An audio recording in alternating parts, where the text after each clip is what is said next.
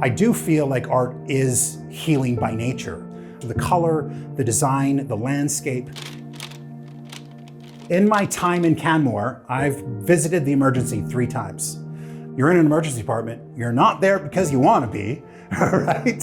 So, if there's any way for us to just blunt that edge when you're there, I think that was what our hope was, thinking about a kid that just is there getting stitches, being able to just be able to look over and see these bright, warm colors and take them out of that scary situation, even for a moment, I think is what we were hoping to do.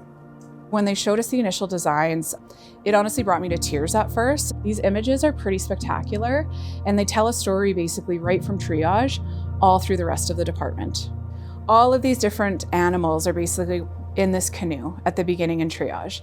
And then what you're going to see throughout the department is them moving along in their journey. And so depending on what space the patient enters into, what care space it is, whether it's just a quick touchdown space, whether it's even the med room and the nurses are grabbing some medication, there's always a piece of that story that they're going to be seeing throughout the entire department. For a lot of these staff, they spend 8 to 12 hours in an emerge department, the physicians, the nursing staff, housekeeping. They don't see windows, they don't get a lot of breaks.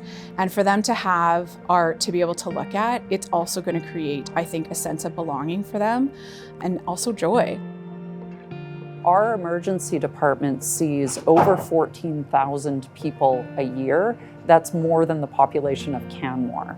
So we have people from all over the world that come here to recreate, to visit family, and sometimes end up in our emergency department, and they'll see this work and the celebration of art and community reflected in these artworks.